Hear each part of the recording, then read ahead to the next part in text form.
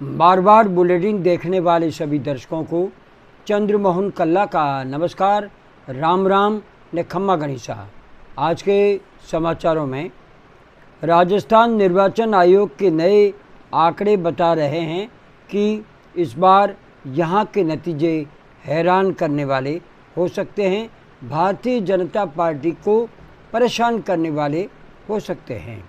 यहां पर 62.1% मतदान हुआ है, जो पिछले चुनाव से 4.25% कम है। सबसे बड़ी बात निकल कर के सामने ये आई है कि 200 में से 173 सीटों पर विधानसभा की हम बात कर रहे हैं, उस पर वोटिंग कम हुई है और 27 विधानसभा सीटों पर उत्साह के साथ में मतदान हुआ है। 173 विधानसभा क्षेत्र में अगर कम वोटिंग हुई है और ये कोई न कोई माजरा तो है, और हम अगर 25 लोकसभा सीटों की बात करें तो 1/3 सीटों पर महिलाएं पुरुषों से ज़्यादा वोट देते हुए दिखी। फंसी हुई 8 सीटों पर पुरुषों से ज़्यादा महिलाओं ने वोट दिए। ये क्या संकेत है? हम आपको ये भी बता दें कि 8 सीटें चूरू, झुंझुनू, पाली, जालोर, उदयपुर, बांसवाड़ा, राजसमंद समेत 8 सीटें जो है उस पर फंसी हुई सीटें मानी जा रही है और वहाँ पर महिलाओं ने सर्वाधिक वोट दिए, जबकि बाड़मेर, बायतू, जैसलमेर, पचपदरा, सिवाना, कोटा में सीटें फंसी हुई मानी जा रही है और यहाँ पर और उसके साथ में बांसवाड़ा, चूरू, भरतपुर पर वोटिंग ज़्यादा हुई है। बीजेपी को चिंता है कि बाड़मेर में जो वोटिंग ज़्यादा हुआ है वो भाजपा के पक्ष में नहीं होकर के कांग्रेस और निर्दलीय के पक्ष में जाने के संकेत है। कांग्रेस 8 से 10 सीटों का दावा कर रही है और ये भी तय है कि 173 सीटों पर अगर कम मतदान हुआ है तो हिंदुत्व का कार्ड नहीं चला, मुद्दा वंशवाद का भी नहीं चला और मोदी व भजनलाल सरकार से लोग खुश होते तो 173 सीटों पर मतदान में उत्साह कम नहीं होता। अग्निवीर को लेकर उत्साह अगर देखा जाता तो 173 सीटों पर मतदान ज़्यादा होता, जो नहीं दिखाई दिया।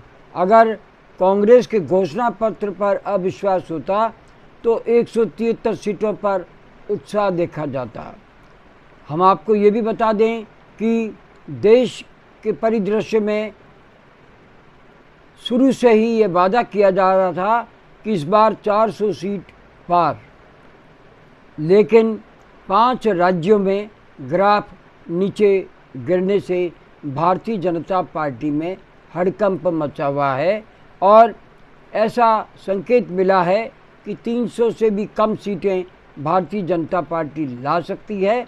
हालात तो ये भी बताए जा रहे हैं कि सरकार भी मुश्किल से बन जाए तो बड़ी बात होगी, लेकिन बीजेपी के नेताओं का ये दावा है कि न केवल सरकार बनाएंगे और अच्छे बहुमत से सरकार बनाएंगे, लेकिन 400 पार का नारा अब दिखाई नहीं दे रहा है। अब हम आपको ये भी बता दें कि ये जो लोकसभा चुनाव है, अब तक के 2 चरणों में हुए मतदान में प्रधानमंत्री नरेंद्र मोदी का चुनावी रथ फंसता नज़र आ रहा है। हम बता दें आपको कि उत्तर प्रदेश, राजस्थान, मध्य प्रदेश, हिमाचल प्रदेश में 10 से 15 सीटें इस बार गत लोकसभा चुनावों से कम मिलने के संकेत मिल रहे हैं।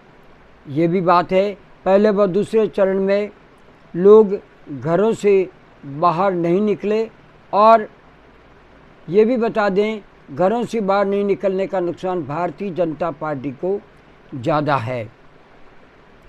बताया जाता है कि 35% लोग ही वोट देने के लिए बाहर निकले थे और बाद में ये ग्राफ बढ़कर के 62.1 पर जाकर के टिक गया राजस्थान में।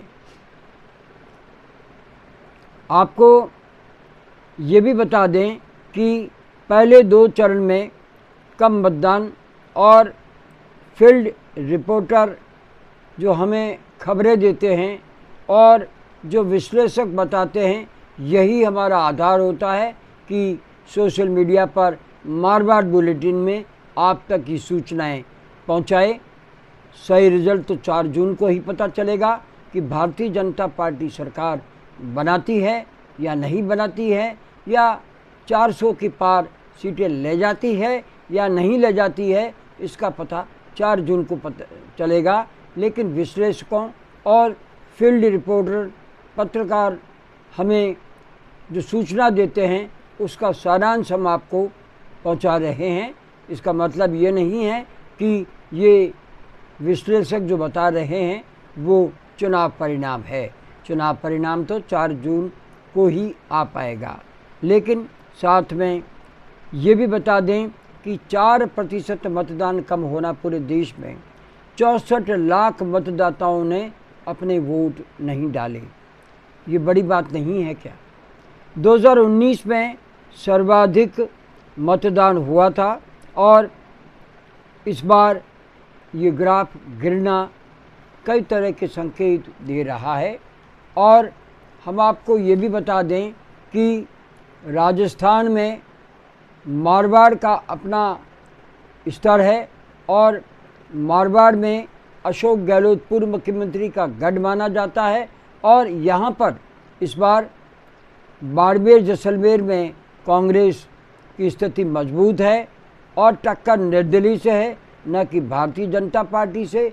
और ऐसे ही कुछ हालात मुख्यमंत्री अशोक गहलोत के गृह शहर जोधपुर में है, जहां पर कांटे की टक्कर बताई जाती है।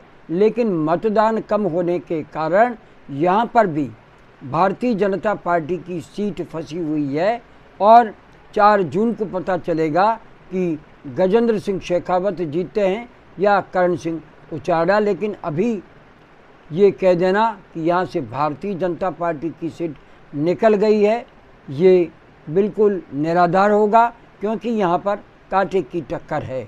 जालोर में भी वैभव गहलोत जो अशोक गहलोत के पुत्र हैं, अच्छी टक्कर लुम्बाराम को दी है उन्होंने, और यहाँ पर भी भारतीय जनता पार्टी की सीट फंसी हुई है।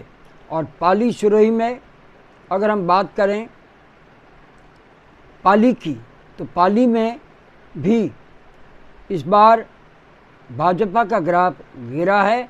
तो भोपालगढ़, बिलाड़ा में और जोधपुर क्षेत्र के वो ब्लॉक जहाँ पर जोधपुर का परिसीमन नहीं है, पाली की सीट मानी जाती है और लोकसभा में पाली के कुछ हिस्सों में जोधपुर के लोग वोट देते हैं, उनमें सर्वाधिक मतदान होना कांग्रेस की संगीता बेनीवाल को बेनिफिट के संकेत दे रहे हैं।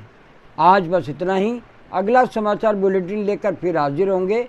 और इजाज़त लेने से पहले हम जानना चाहते हैं कि आपको ये चैनल कैसा लगता है। अगर आपको ये चैनल पसंद है तो इसे सब्सक्राइब करें, लाइक करें, शेयर करें और इस चैनल को बढ़ावा दें। अब हमें आज्ञा दीजिए। नमस्कार, जय हिंद, शुभ रात्रि, शब्बा खैर, जय हिंद, जय भारती।